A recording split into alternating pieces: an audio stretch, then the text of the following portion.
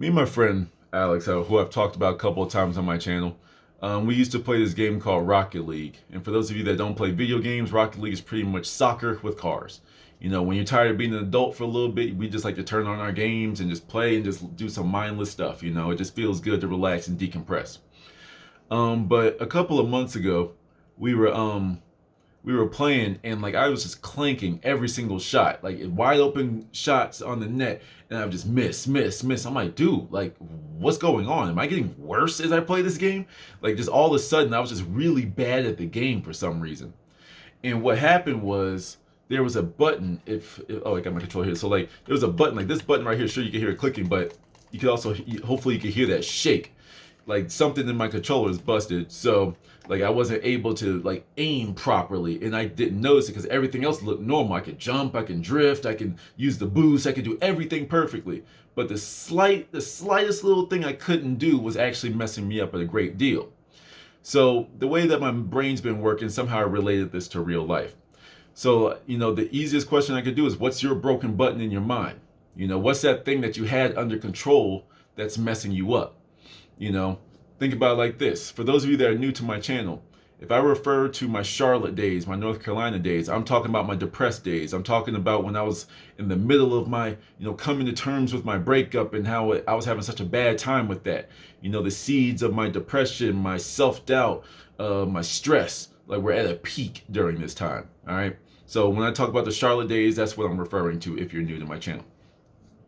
So when I was in Charlotte, you know, a couple of work guys, we would meet up with a big group of people and we would go play basketball like every Wednesday or something like that.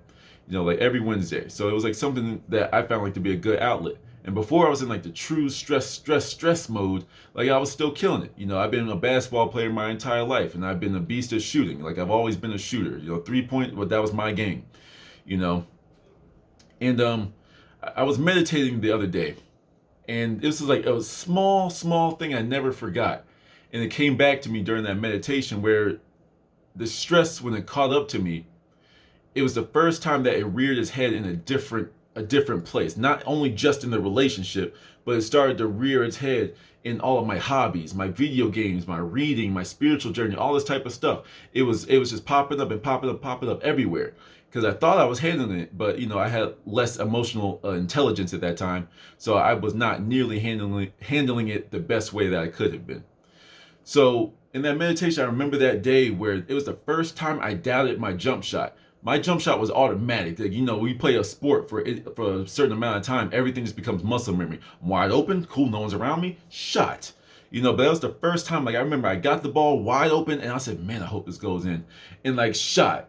And that was the first time I ever doubted myself. That was the first time I ever doubted my jump shot, especially in basketball, the thing I've been playing for 20 something years, right? So that was crazy. You know what I'm saying, to say the least. It was crazy.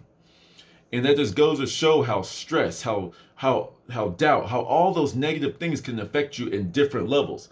You know, that's when I in my one of my previous videos I talked about how you're trying to build new buildings on crappy foundation, how you have bad messages, low vibrational messages in your brain that are constantly playing on loop.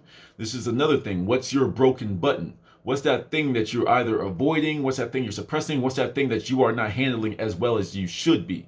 You know, for me, it was the stress. For me, it was the self-doubt.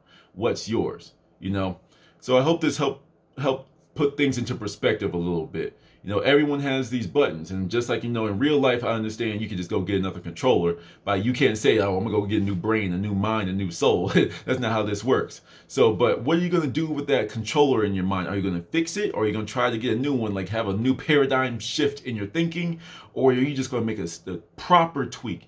You know, like for me, it's the left bumper. That's what was messed up.